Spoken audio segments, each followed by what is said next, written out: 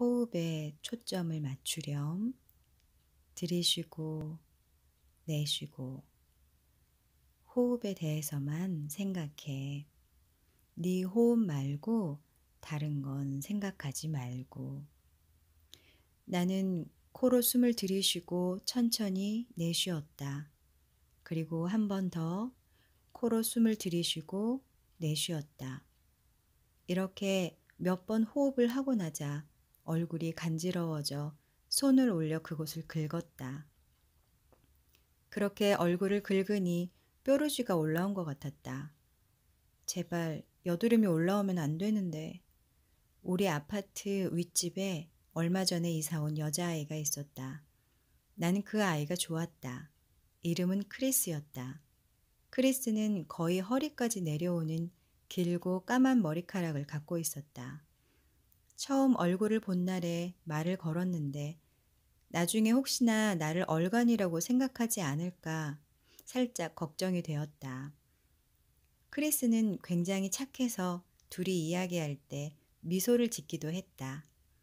크리스도 우리가 같이 시간을 보내는 생각을 하긴 할까? 갑자기 내 부러진 이가 생각이 나서 얼른 윗입술로 덮었다. 아니야, 그럴 생각이 없을 거야.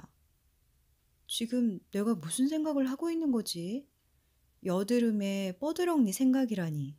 세상에. 크리스가 나를 쳐다본 다음 뒤돌아 걸어가 버리는 장면이 떠오른다. 나는 크리스에게 어울리지 않았어. 호흡에 계속 집중해야지. 만약 DJ가 계속 말을 하면 듣는 걸 그만두고 다시 네 호흡에 집중하는 일로 돌아오렴. 내 머리는 갈 길을 잃었는데 난 전혀 눈치채지 못했던 것이다. 다시 호흡에 대해 생각하기로 돌아왔지만 그때 또 우리 반 친구 하나랑 돌아다니던 생각이 나기 시작했다. 그 녀석은 좋은 동네에 살았다. 아버지가 어느 건설회사 사장이라서 집도 아주 크고 부모님은 캐딜락을 몰고 다녔다. 작년에 한번 저녁 식사에 나를 초대했는데 저녁 먹는 동안 그 친구 어머니가 처음엔 내가 어디에 사는지 묻더니 그 다음엔 아버지가 무슨 일을 하는지 물었다. 나는 식탁 밑으로 기어 들어가 그만 사라지고 싶었다. 우리 아빠는 변변한 직장도 없고 술에 취해 난동을 부린 죄로 체포된 적도 있었다. 그런 이야기를 친구 어머니에게 해줄 수는 없었다. 아마 그쪽에서도 그런 이야기를 듣고 싶진 않았을 것이다. 아, 또 이러고 말았군. 나는 숨쉬기가 아닌 다른 것에 대해 생각을 하고 있었다. 이번 마술은 어려웠다. 해낼 수 없을 것 같았다. 한 5번 숨을 쉬면 딴 생각이 들기 시작하는 것 같다. 나는 숨쉬기 횟수를 세려고 마음먹었지만 그 다음 순간 깨달았다. 만약 숨쉬기 횟수를 세고 있다면 여전히 내가 딴 생각 중이라는 뜻이 된다. 이건 정말이지 불가능했다. 사람들이 진짜 이걸 할 수 있단 말이야? 루스는 이걸 할 수 있을까? 루스는 딴 생각하지 않고 몇 번이나 숨을 쉴 수 있을까? 한번 물어봐야 하나? 루스도 이걸 익히는데 오래 걸렸을까? 아니면 내가 정말 못하는 걸까? 여하튼 요점이 대체 뭐지? 그렇게 꼬리를 물고 계속 생각이 이어졌다. 난 최선을 다해 생각을 늦추어 보려고 했지만 확실히 내 머리는 머리를 뺀 나머지처럼 조용히 앉아있지 못했다.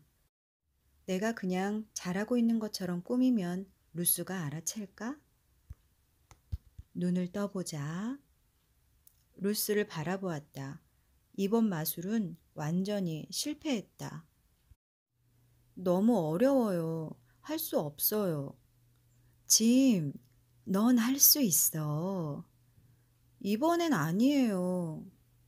그냥 연습이 필요한 것뿐이야.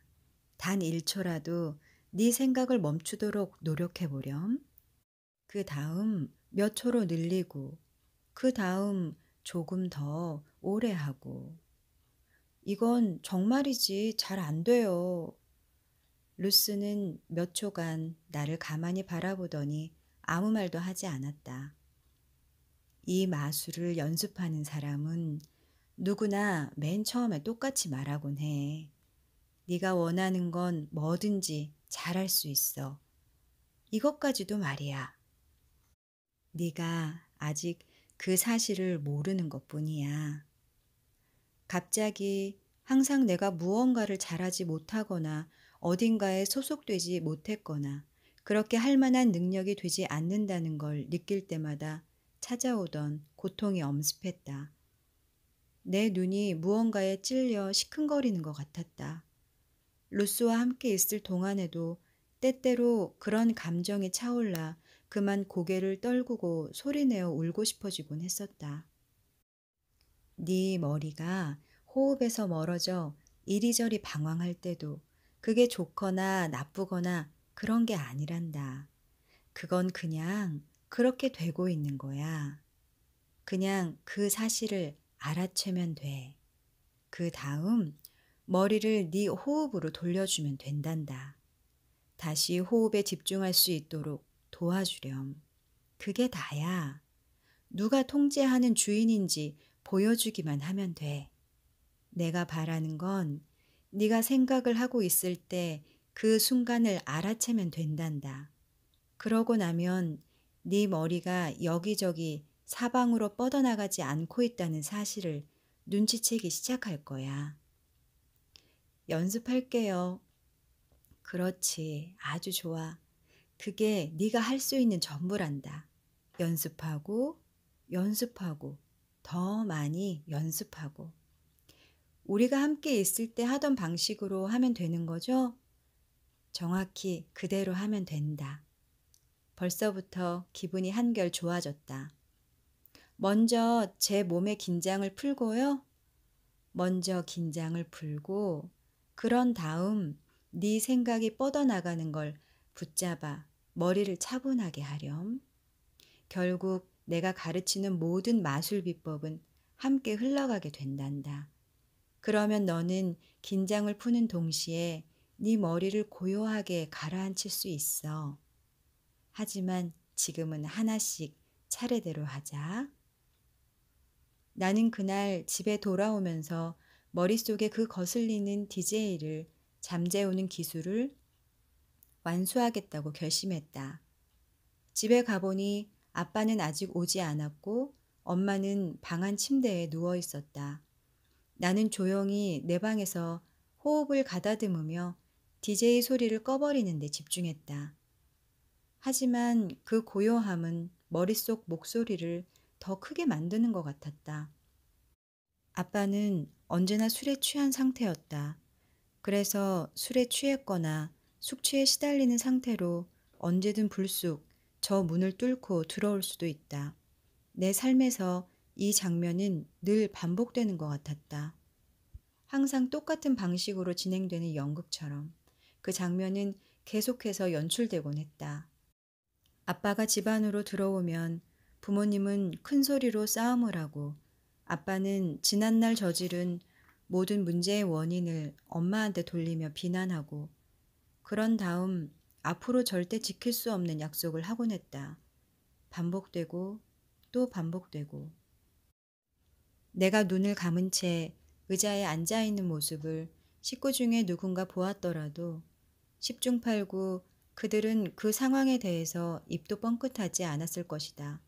내가 무엇을 하고 있는지 물어보는 사람은 아무도 없었다. 내가 무슨 생각을 하고 있는지 물어보는 사람도 없었다. 그리고 내가 무엇을 느끼는지, 어떤 기분인지 제대로 물어보는 사람도 없었다. 나는 최선을 다해서 루스의 마술을 연습하려고 했다. 하지만 아빠가 집에 없는 날이면 언제나 아빠가 나타나서 어떤 일이 생길지 걱정하고 생각하느라 정신이 하나도 없었다. 싸움이 시작되면 어떻게 하지? 엄마가 다시 약을 많이 먹어버리면 어쩌나? 생각하기를 멈추려고 애썼지만 불가능했다. 경찰이나 구급차를 불러야 할까? 누구한테 이야기하지? 그 사람들이 엄마 때문에 온다면 우리 방 침대 커버 아래 숨어 있는 형한테는 어떻게 설명해야 하지? 그 사람들이 아빠도 데려갈까? 내 머리를 호흡하는 쪽으로 돌려 집중하려고 애썼지만 머릿속은 그저 재앙의 시나리오를 계속해서 상기시킬 뿐이었다. 그 시나리오는 아빠가 현관문을 열고 걸어 들어오는 것부터 시작되었다. 그건 마치 토네이도가 곧 불어닥친다는 걸 알지만 너무나 두려운 나머지 몸이 얼어붙어서 도망쳐 숨을 수도 없는 상태와 같았다. 가끔 그런 꿈도 꾸곤 했다. 정말이지 악몽이었다. 꿈에서는 누군가에게 조심하라고 고함치려고 입을 떼었지만 아무 소리도 나지 않았다. 루스는 내가 이렇게 애쓰고 있다는 사실을 알고 있는 듯했다. 며칠 후 나에게 뭔가를 바꿔보자고 이야기했기 때문이다. 네 머릿속에 그 생각을 죄다 중단하는 다른 방법을 시도해 보자꾸나. 루스는 초를 하나 가져오더니 작은 종이 성냥으로 불을 붙였다. 그리고 촛불을 사무실 책상 위에 올려놓았다. 그리고 내가 의자를 옮겨 촛불을 마주보도록 했다. 네가 촛불에 집중했으면 좋겠구나. 초의 불빛 말이야. 루스는 나한테 깊은 숨을 들이쉬고 뇌쉬라고 하면서 그냥 촛불을 빤히 바라보라고 말했다. 그냥 저 촛불에 대해서 생각해 보렴. 네 머리가 이리저리 산만해질 때마다 불빛에 다시 집중해 보려무나. 어떤 면에서 나한테는 눈을 뜬 상태에서 내 머리를 잠재우는 것이 더 쉬웠다. 실은 걱정의 대부분이 마구 밀려 나올 때는 눈을 감고 모든 게 어두워졌을 때였다. 어둠 속에서 집중을 방해하는 건 없었지만 온갖 두려움이 한꺼번에 빠져나와 뛰어놀고 싶어 하는 것 같았다.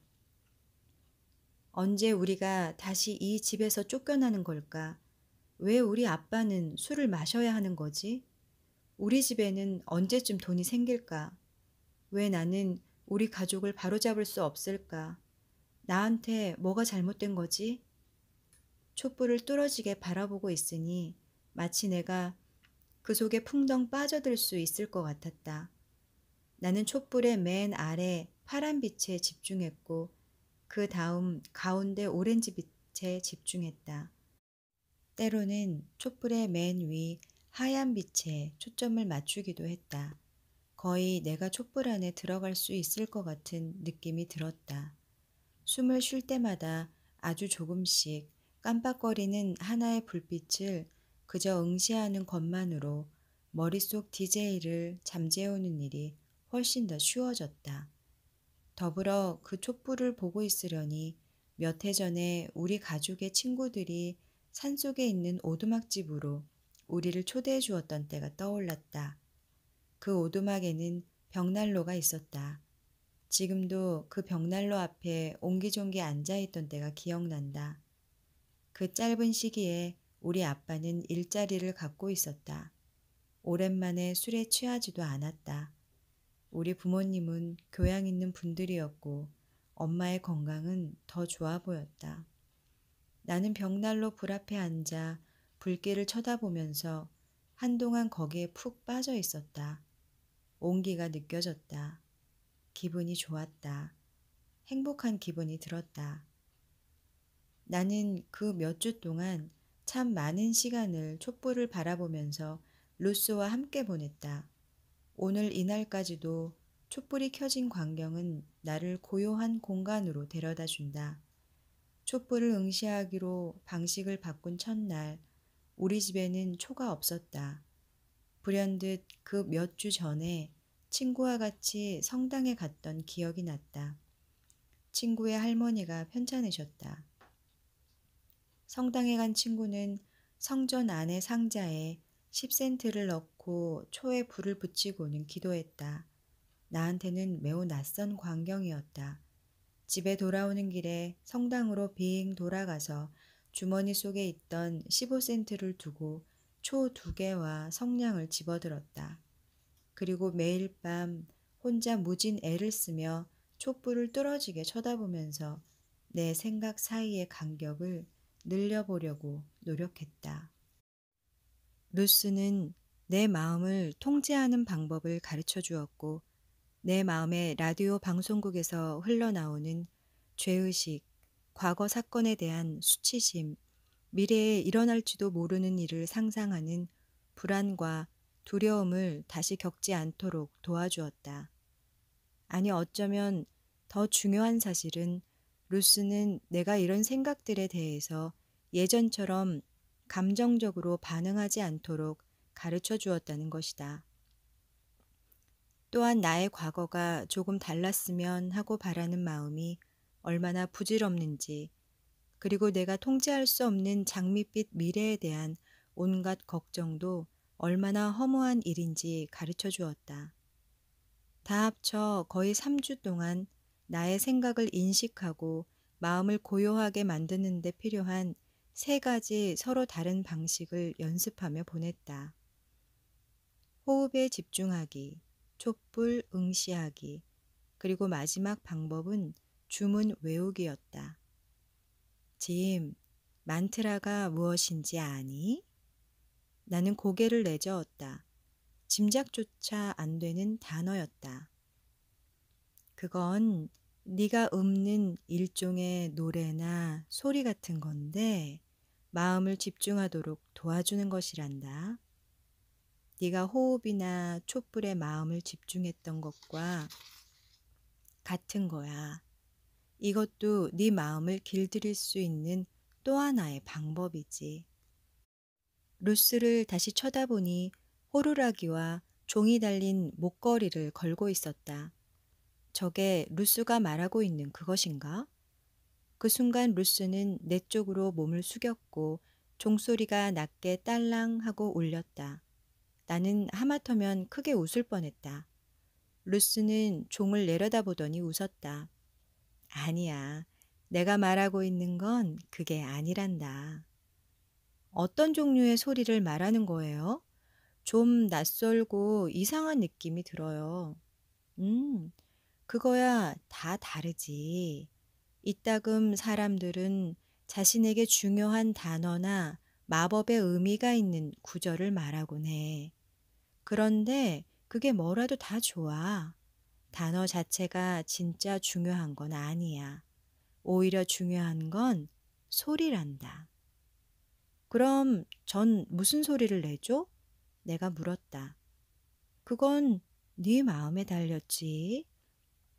그게 뭐든 네가 계속 반복해서 그 소리를 주문처럼 외울 테니까. 아주 큰 소리로 하나요? 아니, 너한테만 들리게 하면 돼. 이건 정말이지 기묘한 느낌이었다. 내가 생각해내야 하는 중요한 단어가 무엇일지 도통 감이 잡히지 않았다.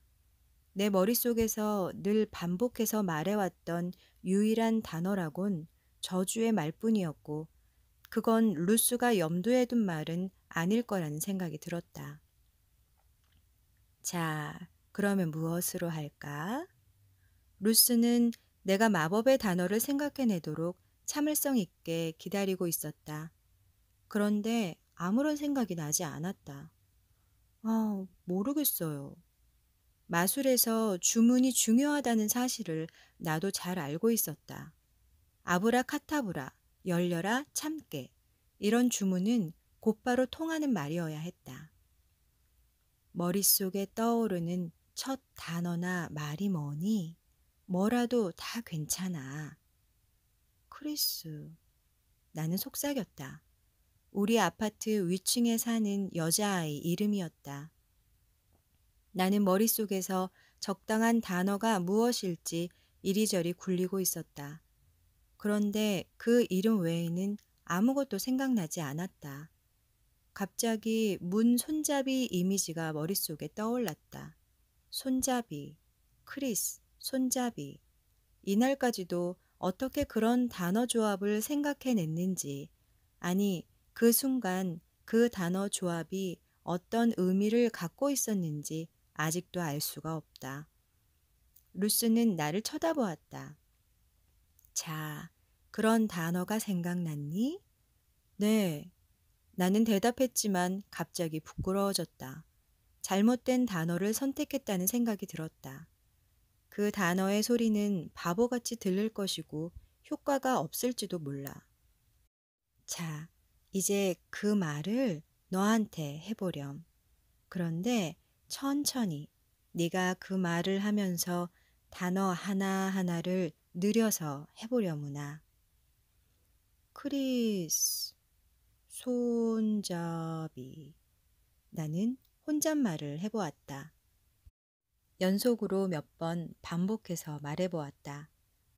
이제 그 말을 너 자신한테 주문처럼 외웠으면 좋겠구나.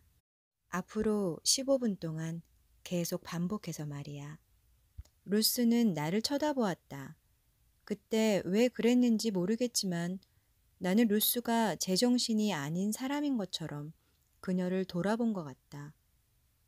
각 단어의 소리에 네 마음을 집중하렴. 그 밖에 다른 건 생각하지 말고. 루스의 말이 옳았다. 내가 만든 주문을 외우고 있는 동안에는 그것 말고 다른 것을 생각하기가 어려웠다. 게다가 크리스와 손잡이를 조합한 말을 계속 반복해서 말하고 있었지만 그렇다고 위층 여자아이 크리스나 문 손잡이 자체가 떠오르거나 그 대상에 초점이 맞춰지지도 않았다. 내가 이 세상에 존재하는지를 크리스가 알고 있는지, 혹은 크리스가 내 부러진 이를 떠올릴지, 혹은 내 얼굴의 여드름을 크리스가 알아챘는지, 그런 건 하나도 중요하지 않았다. 그게 핵심이 아니었다. 핵심은 더 이상 내 머릿속 DJ 목소리가 들리지 않았다는 사실이다. 그 DJ 소리가 딱 멈추었다. 집에서도 나의 만트라를 연습했다. 때로는 한 번에 몇 시간이고 연습하기도 했다. 그건 놀랄 정도로 머릿속을 차분하게 가라앉히는 효과가 있었다. 그때는 몰랐지만 지금은 왜 그랬는지 이유를 알 것 같다. 반복과 의도, 그것은 사람의 뇌를 변화시키는 가장 확실한 방법이다. 루스가 나한테 가르쳐준 호흡 기술과 촛불을 바라보거나 나만의 만트라를 천천히 반복하는 방법을 결합하면서 모든 게 변하기 시작했다. 마침내 아빠가 집에 왔다. 이번에는 숙취에 시달리며 지난 일을 후회하고 있었다. 엄마는 방에서 나와 얘의 그 싸움을 시작했다. 늘 그랬던 말다툼이었지만 이번에는 우리가 퇴거 통보를 받았다는 사실이 포함되었다. 나는 지난 몇 시간 동안 방 안에서 호흡하기와 스스로 주문 외우기를 연습하고 있었다. 설명할 수 없는 이런저런 이유로 나는 불현듯 거실로 가서 부모님에게 사랑한다고 말했다. 그러자 부모님을 다른 방식으로 보게 되었음을 깨달았다. 그리곤 다시 내 방으로 돌아왔다. 화가 나거나 당황스럽지 않았다. 나는 그 상황을 그냥 받아들였다. 몇 분이 지나자 내 머릿속에서도 바깥에서도 아무런 소리가 들리지 않았다. 집은 조용해졌다. 나는 다시 거실로 가서 부모님이 조용하게 앉아 계신 모습을 보았다. 잘 될 거야. 아빠가 말했다. 우리도 아들 사랑해. 엄마가 덧붙였다. 그 순간 나는 일이 잘 될지 안 될지 정말 알지 못했다. 하지만 부모님이 최선을 다해 나를 사랑했다는 사실을 잘 알고 있었다. 물론 오랫동안 부모님이 나를 사랑해 주기를 얼마나 바랐었는지 떠올린다면 그게 내가 꿈꾸던 장면은 아니었다. 그러나 그 순간 그것이면 충분하다고 생각했다. 루스는 항상 모든 것을 깨부수고 그것이 무엇이든 새로운 관점에서 다르게 보도록 한다. 그리고 하루하루 지나면서 나 자신의 감정과 생각에 대해 새로운 관점을 갖도록 가르치고 있었다. 그런 면에서 생각하기에 대한 생각하기, 곧 뇌 자체를 관찰하는 뇌의 이 기능은 커다란 불가사의 중 하나다. 이제 우리가 함께할 여름날이 겨우 2주밖에 남지 않았을 무렵 나는 내 생각을 관찰하면서 결국 내 생각에서 나를 분리시킬 수 있는 아이디어에 마음을 쏟고 있었다. 그때 루스는 불쑥 새로운 마술을 하나 꺼냈다. 짐, 마술사가 여자를 절반으로 자르는 마술을 본 적 있지? 그럼요. 나는 고개를 끄덕였다. 자, 우리도 그것과 비슷한 마술을 할 건데 자르는 대상은 바로 너의 심장이란다. 그 심장을 잘라 열어 보일 거야. 그것을 딱 중간에서 반으로 가르게 될 거란다. 대체 루스가 지금 무슨 말을 하고 있는 거지? 하지만 그때쯤 루스가 갑자기 뭔가를 꺼내 보이는 일에 익숙해졌기 때문에 내가 할 수 있는 일은 곧 적응하고 안전벨트를 졸라매면서 그 경주를 기꺼이 즐기는 것임을 잘 알고 있었다.